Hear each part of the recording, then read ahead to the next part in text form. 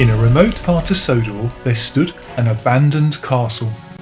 Trains used to run right up to the castle gate, but it fell into disrepair. The castle is now occupied by dragons. Now dragons are big, heavy creatures who clumsily knock all sorts of things accidentally out of the castle. There is still a track that runs close to the castle, but this is only used occasionally. None of the trains like using it. It's scary. However, today, Thomas had been using it. He was returning from an errand when he saw something in the track. He stopped. Whatever can these be, he wondered. Well, they don't belong here, so he put them in his car and continued on his way.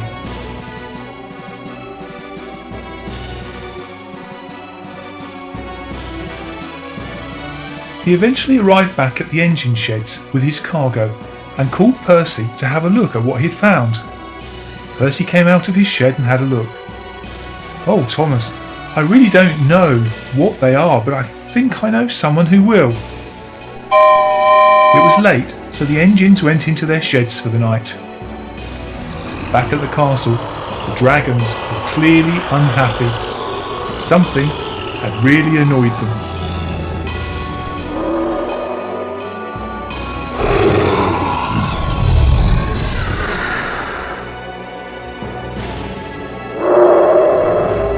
Next morning, Percy's friend arrived. It was Papa Smurf. "Come on, Thomas, let my friend have a look." Thomas came out of his shed with the cargo. Papa Smurf had brought a lot of the other Smurfs with him, and they examined the cargo very closely. "Well, Thomas, we know exactly what these are. They are dragons' eggs, and they must be returned to the dragons at once." Thomas's boiler shook at the thought of going to see the dragons. "Don't worry, Thomas," said Papa Smurf. "Dragons aren't as bad as you think. We've come across them before, and they are now our friends. We'll come with you if you like." Thomas, Papa Smurf and Brainy set out for the castle.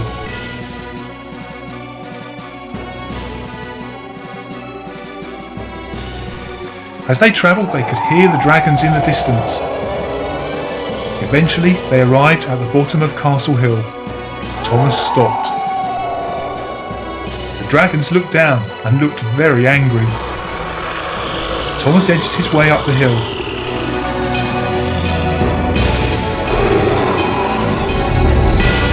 Papa Smurf then called out to the dragons and explained that it had all been a misunderstanding, and as soon as they had realised that they were dragons' eggs, they had brought them back. Thomas continued all the way into the castle.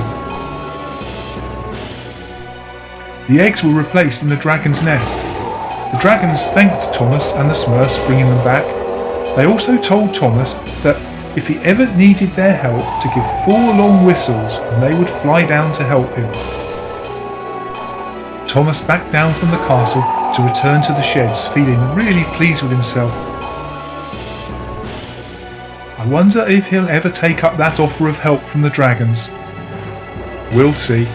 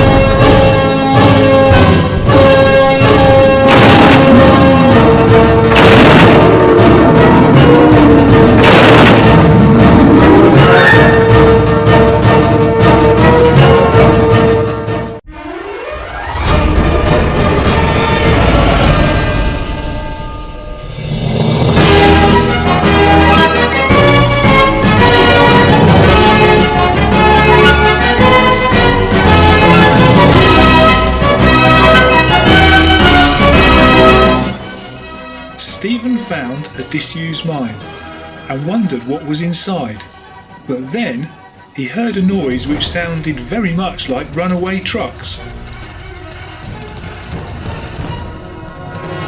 The sound got nearer and nearer, and Stephen decided to run inside the mine to protect himself.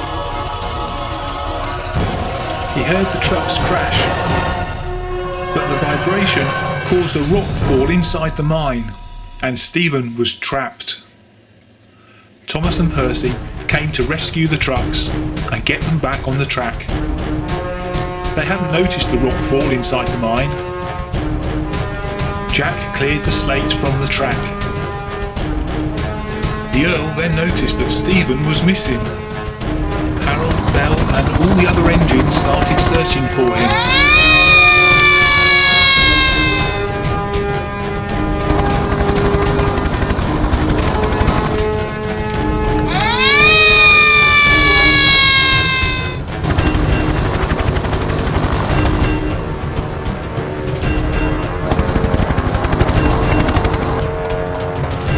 Thomas arrived at the disused mine, looked down and saw Stephen's funnel.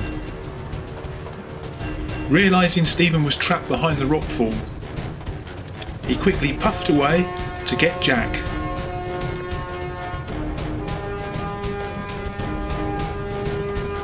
Jack quickly moved all the rocks, and Thomas went inside the mine to find Stephen. He pulled Stephen out, but just as they thought they were clear, the girders holding the track up started breaking and falling away. Stephen slipped back, but Thomas puffed with all his might. And with Jack ready to help, Thomas managed to pull Stephen clear. Stephen's funnel was replaced and he